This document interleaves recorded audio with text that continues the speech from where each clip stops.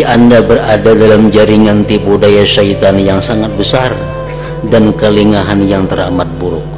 Demi Allah, hal ini merupakan bencana yang sangat jelek bagi orang yang beramal tanpa ilmu.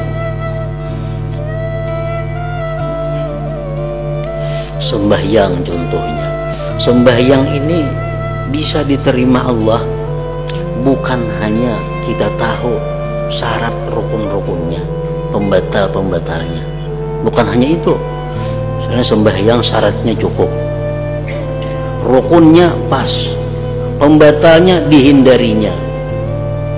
Sembahyang lainnya diterima Tuhan lah kada tentu, karena Tuhan masih memandang dulu hatinya kayak apa dalam sembahyang itu.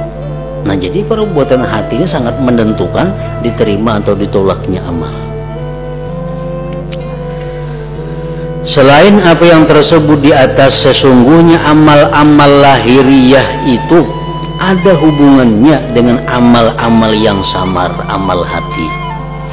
Amal-amal hati ini bisa membaguskan amal zahir dan dapat pula merusakkannya.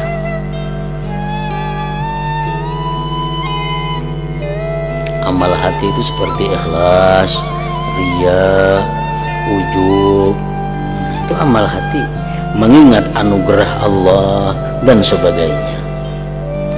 Barang siapa tidak mengetahui amal-amal batin dan sebab-sebab berpengaruhnya pada ibadah lahiriah serta cara-cara memelihara amal zahir dari amal batin yang jelek, maka amal zahir orang tersebut tentu tidak dapat selamat dari kerusakan.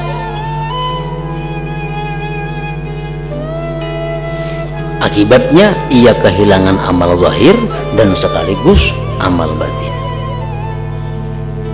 Yang tinggal pada dirinya tidak ada kecuali celaka dan kepayahan. Ini merupakan kerugian yang nyata. Itulah sebabnya Rasulullah SAW bersabda mengenai sifat ilmu. Ujar Nabi, inna nauman ala ilmin khairun min salatin ala jahlin, fa innal amila bi ghairi ilmin yufsidu aktsara mimma yuslihu. Artinya, sesungguhnya tidur atas dasar ilmu adalah lebih baik daripada salat orang yang bodoh. Artinya sembahyang cuma yang ada tahu perbuatan hatinya macam apa mestinya waktu sembahyang itu. Bujur aja dilihat rukunnya bujur, syaratnya bujur, gerak-geriknya bujur.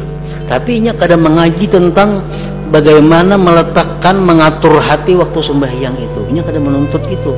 Nah, terbaik guringnya orang alim pada sembahyangnya orang itu. Sesungguhnya tidur atas dasar ilmu adalah lebih baik daripada salat orang yang bodoh, karena orang yang beramal tanpa ilmu itu lebih banyak merusakkan amalnya daripada membaguskannya. Dalam hadis lain Rasulullah menyatakan, naumul alim afdalu min ibadatil jahil. Guringnya orang alim lebih abdal daripada beribadahnya orang jahil. Orang alim guring berpahala. Kenapa? Niatnya baik. Nah, guring dulu nah. Soalnya aku jam anu hendak belajar, jam anu hendak ini, jam anu hendak beribadah. Guring dulu nya. Nah, guring ibadah. Orang jahil beribadah tapi niatnya kada bagus. Kenapa kada bagusnya? Kada tahu. Nah, jadi guringnya orang berilmu itu lebih abdal daripada ibadahnya orang jahil. Puasa itu amal zahir. Kayak apa supaya puasa diterima Allah? Laksanakan syaratnya, rukun puasa, jauhi pembatalnya. Terima Allah belum tentu, karena ada lagi syarat-syarat hati macam apa waktunya melaksanakan puasa itu. Nah, jadi kewajiban-kewajiban hati ini sama kewajibannya dengan yang zahir tadi. Masih tentang ilmu, beliau Rasulullah juga bersabda, innahu yulhamuhu su'ada wa yuhramuhu al-ashqiya. Artinya orang itu apabila beruntung selalu diberi ilham berupa ilmu, sedangkan orang yang celaka selalu terhalang dari ilmu. Artinya apa? Ilmu itu hanya diberikan Allah kepada orang-orang suada. Orang-orang celaka tertegah dari ilmu. Kada kaubar menuntut ilmu. Sanono hendak menuntut ilmu nang mengajari kadada. Nah itu orang-orang celaka. Kan di parut ibu, di rahim ibu kita kan ditulis Sa'id beruntung atau syaqiyun celaka. Itu kada tahu, hanya Allah dan malaikat yang tukang tulis yang tahu tentang keadaan kita nih. Dalam rahim ibu dicatat sudah ditentukan kita ini Sa'id atau termasuk askia. Nah tandanya orang itu Sa'id di dalam rahim ibu, tandanya dia diberi ilham ilmu oleh Allah.